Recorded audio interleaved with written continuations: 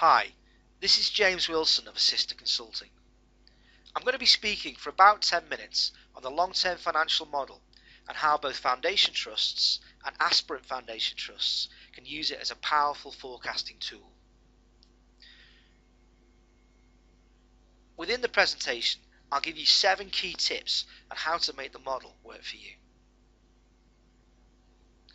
Monitor's long-term financial model, or LTFM, as it is commonly known, is a key part of the foundation trust application process, but is now being increasingly used as a planning tool both by existing and aspirant foundation trusts. Veterans of the FT process will doubtless recall hours spent chasing imbalances through the model or tracing calculations through the voluminous spreadsheet tabs. However, having worked on over 20 FT applications, we have found that with some time and patience, the LTFM can be an extremely useful planning tool.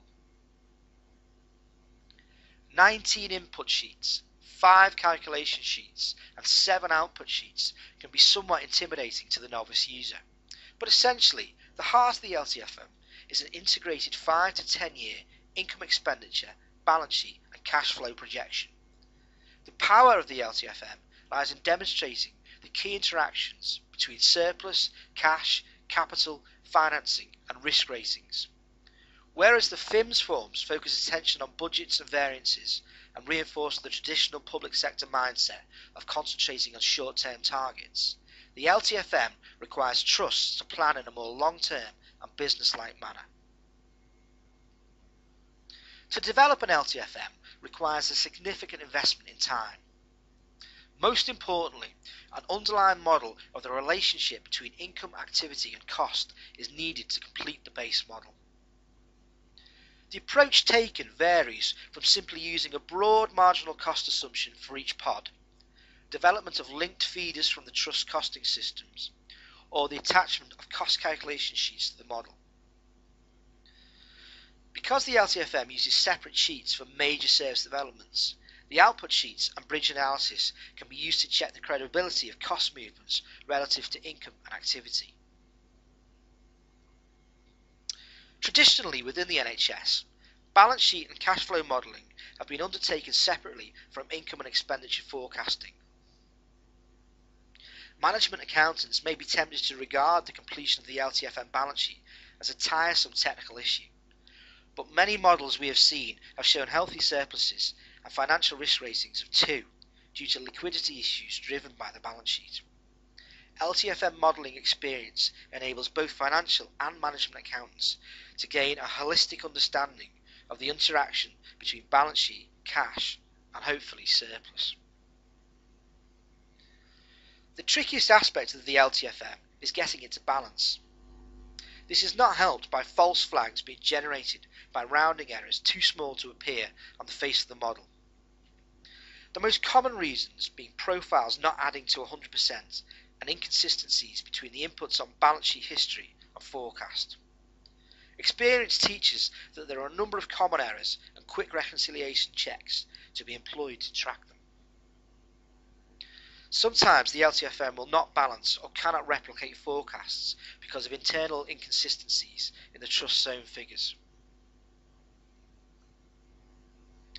The creation of a robust, complete and balanced LTFM is likely to take several weeks and significantly longer if the underlying models of costings or service developments need to be developed. The financial model needs to reflect both the internal business plans of the trust and the external environment in which the trust is operating.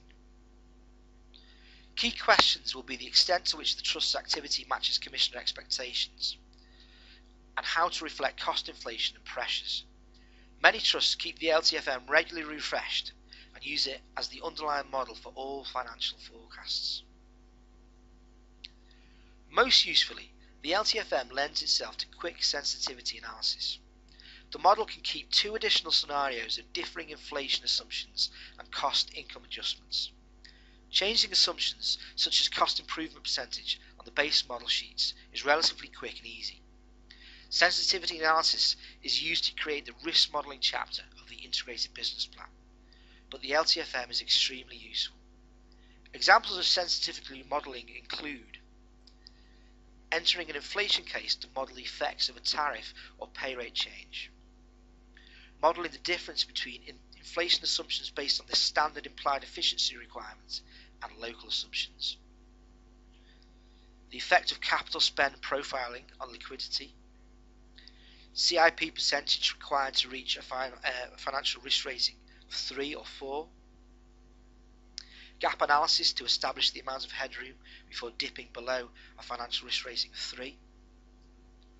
Testing capital spend and borrowing plans against the Prudential Borrowing Code limits. Testing the effects of inflation changes takes only a few minutes, and on a detailed LTFM, relatively complex alternative scenarios can be modelled in an hour or two if the model is sufficiently robust. It must be conceded that the LTFM has many annoyances, such as differing inputs for staff and non-staff on the cost sheet, the complexity of the balance sheet forecasts, irritating rounding errors, inflexibility, and still some minor bugs. However, it is no more strenuous to complete than many of the existing NHS templates, and of course, a planning tool which produces a common currency of outputs is preferable to homegrown spreadsheet models. Our experience of modelling across a large number of trusts leads us to recommend the following. Number 1. Procure training in the model for key staff from other experienced users. This can save many hours in tracking imbalances and so on. Number 2. Ensure that all key finance and information staff are involved in the process, understand the model, its purpose, and ensure that activity and other forecasts are consistent. Number 3. Concentrate on the key model drivers such as inflation, CIP, activity change, and service developments rather than the minutiae of detailed figures. Number 4. Create replica, income, and cost sheets on underlying activity and cost models for easy linkage or cutting and pasting. However, links slow the model considerably.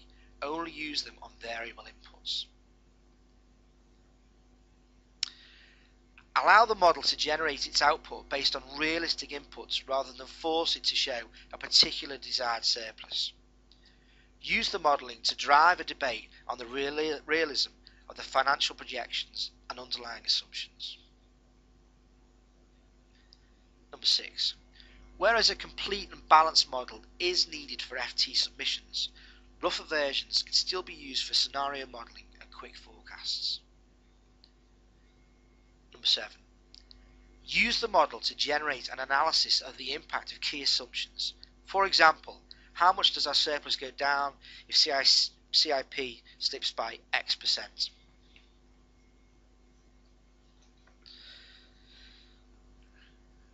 The garbage in, garbage out saying applies to all financial modelling. The LTFM can demonstrate just how sensitive 5-year results are to changes in CIP, inflation, tariff, and other long-term assumptions. The ability to easily perform this analysis justifies the development work, even outside the context of an FT application. So thanks for listening. If you like the text that goes with this presentation, please email me and I'll send it to you. And please remember, at Assisted Consulting, we have a 2-step process to building and maintaining relationships with NHS trusts. Firstly, we offer a completely free day of consultancy with a free report at the end of it on any NHS finance related topic of your choosing. And secondly, if you do decide to utilise our services, we offer a 5-day 100% money back guarantee if you're not entirely happy with the work that we've done. Please don't hesitate to contact me if you'd like to take us up on this offer. Thank you.